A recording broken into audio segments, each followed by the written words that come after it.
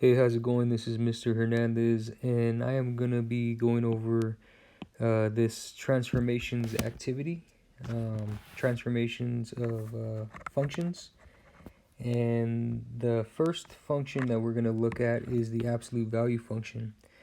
Now, what you're gonna need is this Pear Deck activity open along with Desmos. So I'm gonna go ahead and switch over to Desmos, and the way that you're going to graph these is using this square root button. So right here, I'm going to circle it in blue, is not the square root button, the absolute value button. Okay, so we're going to use this one right here. And I'm going to go ahead and graph y equals the absolute value of x, and then close that up. Now this is the parent function because I'm not adding any numbers to it. And notice the vertex here is at 0, 0. So we are going to go ahead and graph the parent function first, and we're going to do that in black.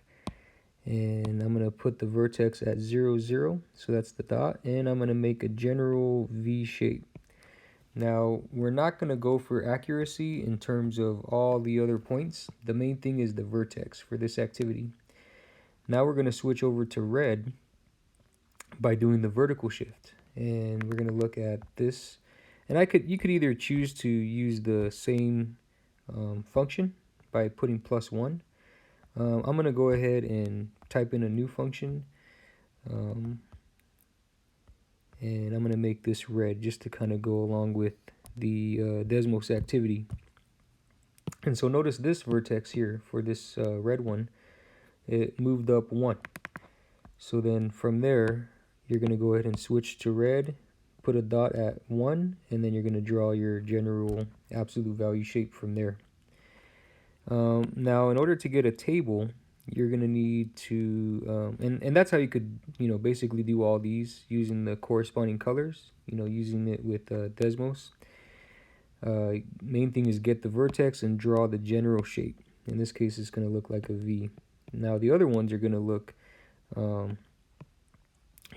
similar to this, except they might flip upside down or whatever.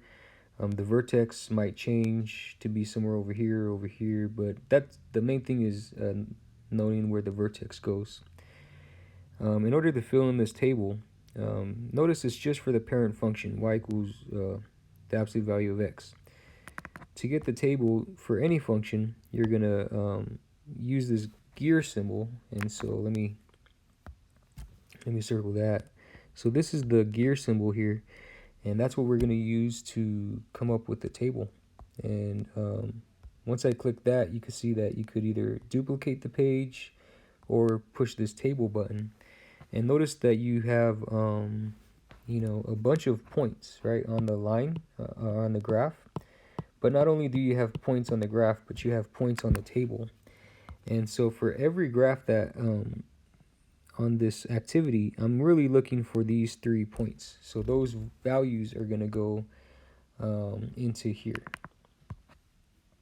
right here. So you have -1, 0, and 1, and you could get those values from that table that that was before that I just showed you. Now this quadratic, this is another function. So instead of the absolute value of x, we could write x squared. Again, the vertex is at 0, 0, and it's the general shape is just a U. So I'm not really getting specific with that. And then you could pretty much change colors and put these graphs in Desmos and graph them as well. The main thing is the vertex has to be in the right place for all of them. And the nice thing about Desmos is, depending, you could put anything you want, and it'll give you the vertex, just because Desmos knows you're looking for it.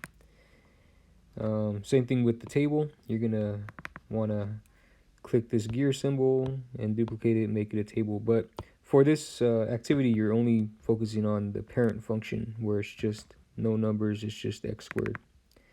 And that's how you could get this table here. So it works the same way with the square root. The square root, you're going to use the square root symbol, which is right here on the bottom. This is the square root. And so you're going to do the exact same thing, making sure the vertex is in the right spot. Cubic, so you're going to do x to the third, and that's going to look like, and so to make a third power, you could either use, I've seen it done a couple ways. You could use this one and delete the 2 and then make it a 3, or you could use this one to make any exponent. So let's see, if I write the x squared and then I go back and delete it and make that a 3, that's your cubic function. Now this one is really like difficult to draw, but don't worry about it. In terms of accuracy, all that I care about is that vertex being right there. In this case, the vertex is almost like, you want to call it the point of symmetry, right? Because it kind of is symmetrically right in the middle. And so when you graph this x to the third button or function, you're going to want to really focus on where is that line of symmetry. So I'm just making one up, but here the line of symmetry is right there. If you start moving it down, well, now you got to really, focus right here. Instead of it giving it to you, you have to kind of use your, line of symmetry here, or your point of symmetry, to say, okay, that's got to be right there. That's the vertex. And so again, you're going to use the parent graph to come up with the table, just 3 values and then different colors for this, each of those shifts. Now this is the most difficult one, just because the button is so difficult to find. So if I want to use the cubic root, a lot of times students want to click this one here to get the cubic, but there's got to be a 3 right there, so there's not in that case. So instead of that, instead of doing that, we are going to go here to functions. So if you click functions, on the top right of that, you're going to see miscellaneous. So you're going to want to click that one. And right in the middle is this square root with an n there. And whenever you see this n right here, the n is called the index. And generally down here where the square root is, the index is a 2, but it's a ninja 2. But in this case, when you look at the index here, it could be any number you want. And we do want that to be a 3. So we could put a 3 there and an x. And so you have this pretty much looks like a cubic function. And that makes sense because the cube root and cubic are inverses of each other, just like a square and a square root. So they have the same type of graph shape looking. And so if I were to graph this cubic, I'm going to just make sure the vertex is right there. And I'm going to draw this kind of, curved looking thing. But again, the center of symmetry is right there in the middle. And that will basically move around, depending on which one of these you put into Desmos. And again, you could change this into a table by clicking the gear symbol, maybe duplicating it, and clicking the table button.